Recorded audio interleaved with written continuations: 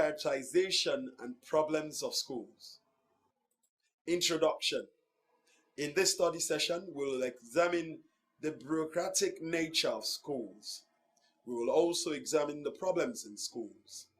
Learning outcomes. When you have studied this session, you should be able to define bureaucracy and bureaucratization as a process. Describe the 5 basic characteristics of bureaucracy. Explain the main problems in the schools. What is bureaucracy? A bureaucracy is a component of formal organization in which rules and hierarchical ranking are used to achieve efficiency. Weber, 1947, described bureaucracies as organizations with an efficient division of labor, an authority hierarchy, rules, impersonal relationships, and care ladders. Bureaucratic rigidity often results in organization problems such as ritualism, which may have been at least partly responsible for the Space Shuttle Challenger explosion in 1986 in the United States of America. Hence, rigid adherence to rules is ritualism, and it can produce a salvage following of them, which may not accomplish the purpose for which rules were originally designed. The rules become an end in themselves, rather means to an end. Weber, however, saw bureaucracy as a form of organization quite different from the family-run business. For analytical purposes, he developed an ideal type of bureaucracy that would reflect the most characteristic aspect of all human organization. By ideal type, Weber meant a construct or model that could serve as a point of reference against which specific cases could be evaluated. In reality, perfect bureaucracy do not exist. No real-world organization corresponds exactly to Weber's ideal type. Longworth, 1993, Schaffer and Smith, 2005. Weber proposed that whatever the purpose of bureaucracy, whether or not to run a church, a school, a corporation, or an army, the ideal bureaucracy displays 5 basic characteristics. A discussion of those characteristics will be described under bureaucratization of schools in this lecture later. Bureaucratization as a process. Sociologists have used the term bureaucratization to refer to the process of which a group, organization, or social movement becomes increasingly bureaucratic. Normally, we think of bureaucratization in terms of large organizations. Interestingly, though bureaucratization also takes place within a small group settings, children organizing a school club may elect as many officers as there are club members and may develop various rules for meetings. Schaffer and Lerman, 2004. Bureaucratization of schools. Max Weber noted 5 basic characteristics of bureaucracy, which he considered the ideal type, of all which are evident in the vast majority of schools, whether at the elementary, secondary, or even university level. The 5 basic characteristics are discussed below. 1. Division of labor. The specialized experts teach particular age levels of students and specific subjects. Public elementary or primary and secondary school now employ instructors or teachers whose responsibility is to work with children with learning disabilities or physical impairment.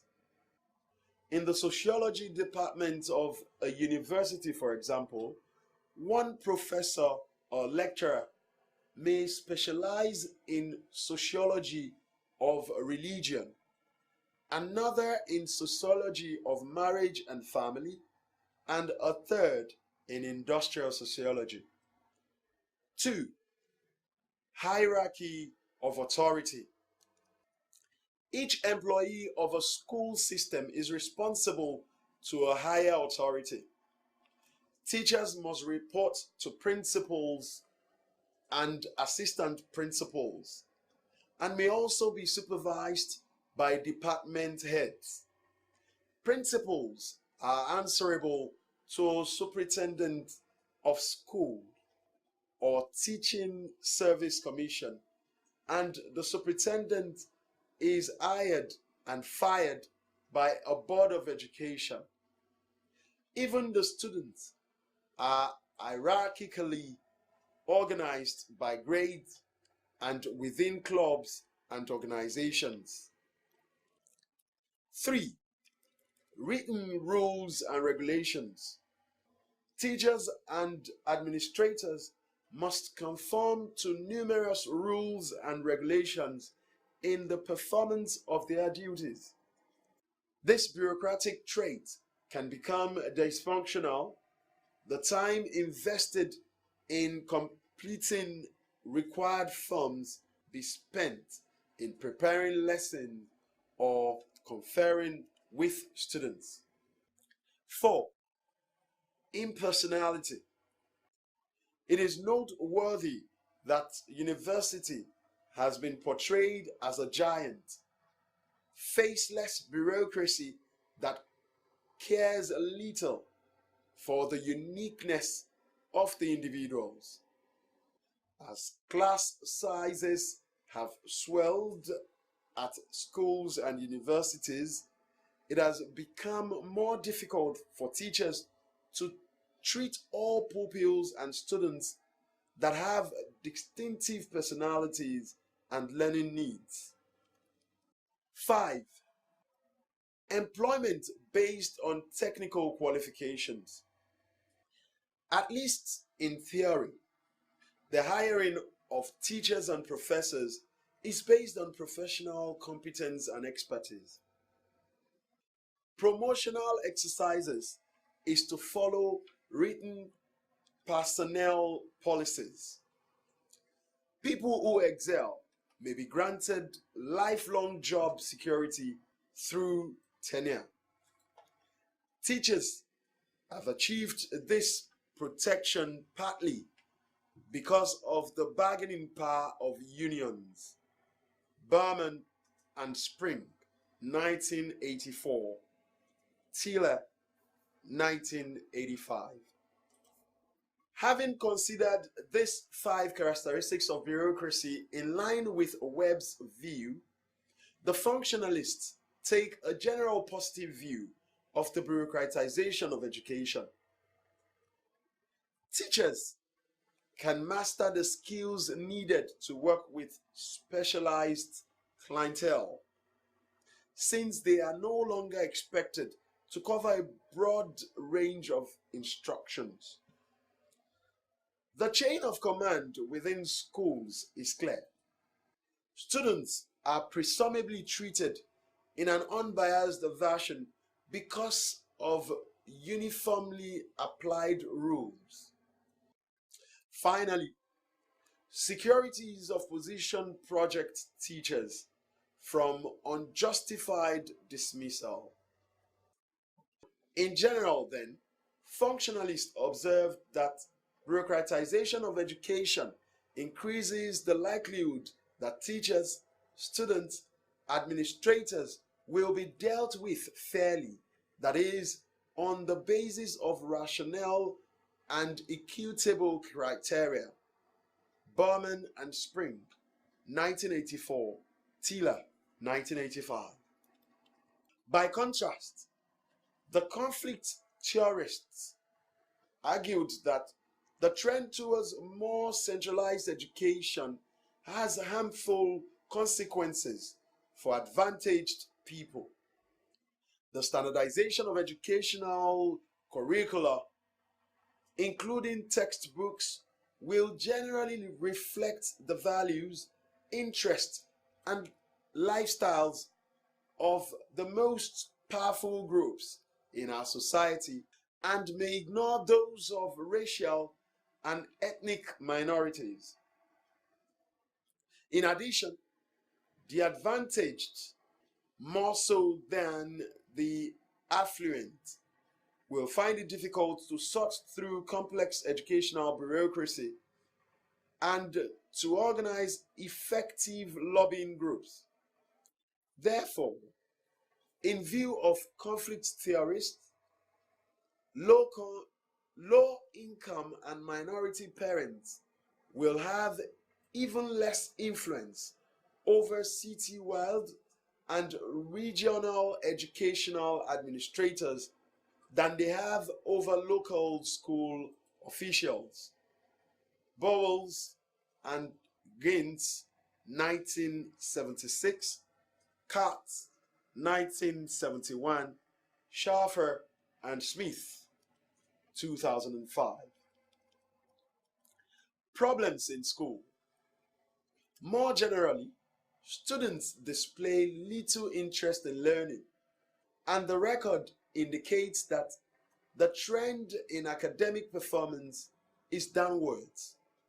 It is therefore pertinent to discuss the problems in schools as identified by Coleman, Hoffer, and Kilogore, 1981, McGrath, 1984, Owen, 1985, Sorok, 1990, Elmer, Rose, and Gallup, 1991, and McCornins, 1997. The problem of schools identified are discussed below. 1. School discipline. While almost everyone agrees that schools should teach personal discipline, many suspect that the job is not being done. This suspicion is supported by some disturbing facts.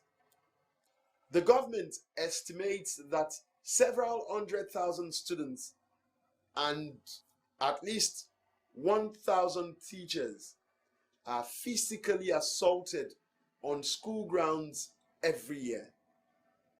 About 1/4 of students attending school in city voice fear of being attacked in or around the school.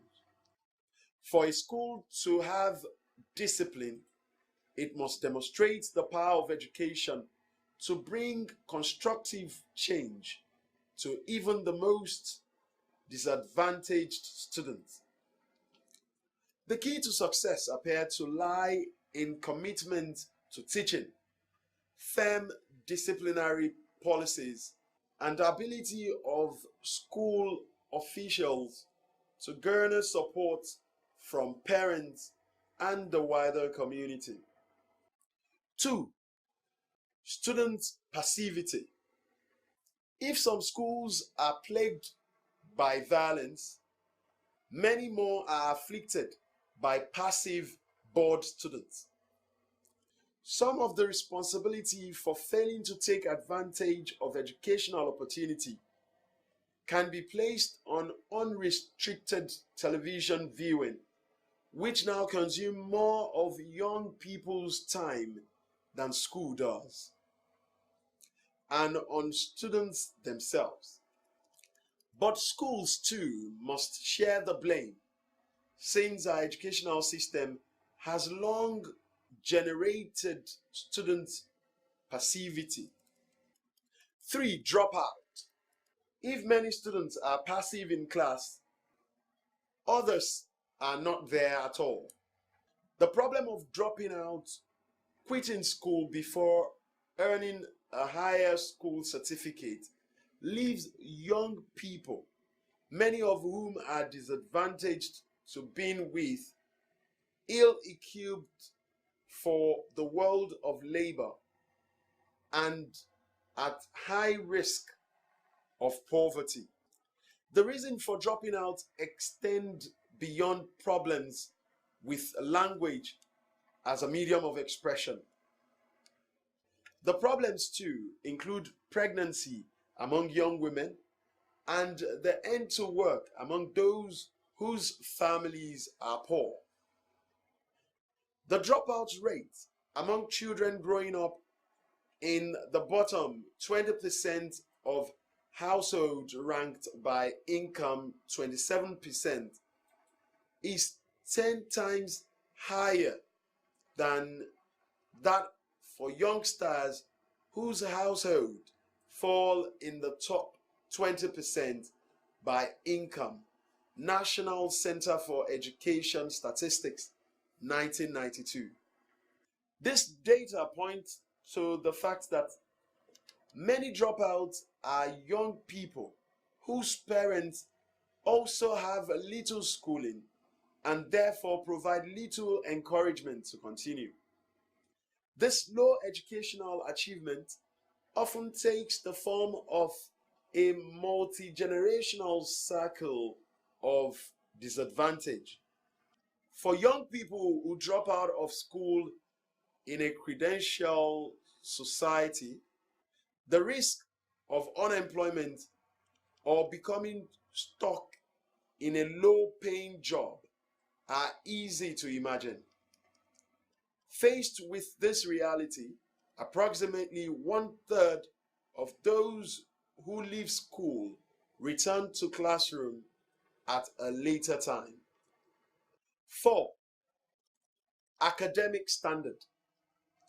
Perhaps the most serious educational issue confronting our society involves the quality of schooling. Declining academic standard are reflected in today's lower average score on achievement tests and the functional literacy of a significant proportion of higher school leavers. For instance, scores on the Scholastic Aptitude Test, SAT, have declined since the early 1960s. Then, median scores for students were 500 on the mathematics test and 480 on the verbal test. Some of this decline may stem from the growing share of students taking the standardized test, not all of whom are well prepared. In the same vein, roughly 1 in 8 children in the United States completes secondary school without learning to read or write very well. African countries like Nigeria are worse affected. However, based on the decline in standard of education worldwide, various recommendations have been made for drastic reform. First, there are calls for schools to require all students to complete several years of English, mathematics, social studies, general science, and computer science courses. Second, schools should cease pushing along failing students, keeping them in the classroom as long as necessary to teach basic skills. 3. Teacher training must improve and teachers' salary should rise to attract requisite talent into the profession. Study session summary. In this study session, we have examined bureaucratization and problems of schools. We have defined bureaucracy and bureaucratization as a process. We noted that the bureaucratization of schools is characterized by division of labor, hierarchy of authority, written rules and regulations, impersonality, and employment based on technical qualifications. Furthermore, we dwell with problems facing the schools, such as school discipline, student passivity, dropping out, and the academic standards. That ends study session 7. Thanks for listening.